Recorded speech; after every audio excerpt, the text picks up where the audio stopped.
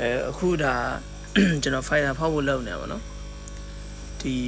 ဒီဘုံကတော့ဒါဒီရေဖြည့်တာအောင်မှဒါ black water ထည့်ထားတာပေါ့နော်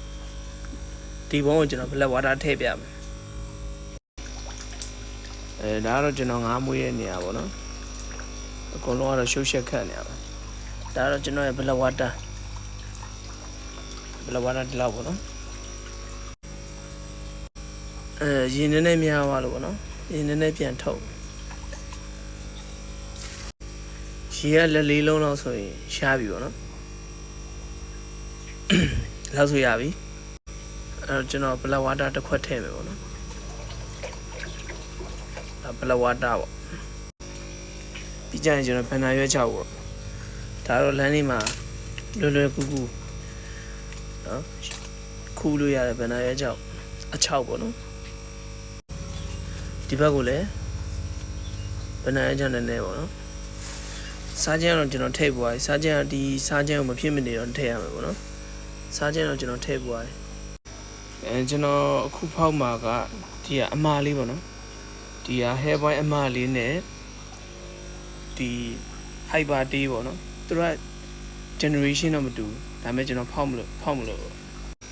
လောလောဆယ်အဲ့တစုံပဲကျွန်တော်ဖောက်နေထားအောင်ပဲပေါ့နော်ကျွန်တော်ဒီပြောရမယ်ဆို hyper tea အမတစ်ကောင်နဲ့ hair boy နဲ့ကျွန်တော်တွဲထားသေးတယ်အခုဥနေပြီပေါ့နော်ကျွန်တော်လိုက်ပြမယ်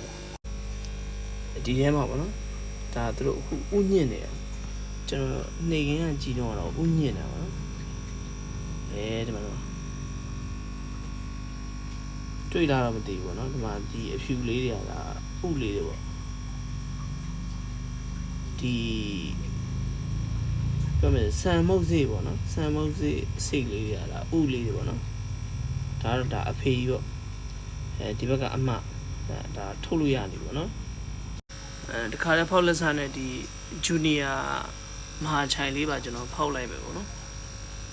ပစုံတော့ကျွန်တော်ဖောက်လိုက်အောင်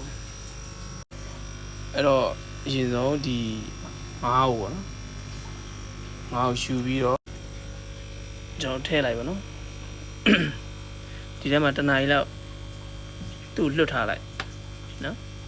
ပြီးကြရင်အမကို divider လေးနဲ့ထည့်နောက်3-4နာရီလောက်ကြာရင်အမကိုလှုပ်ပေးလိုက်ပါတော့အခါကျရင်သူတို့နောက်နေကြရင်တော့သူတို့ညှင့်လိုက်မယ်ပေါ့နော်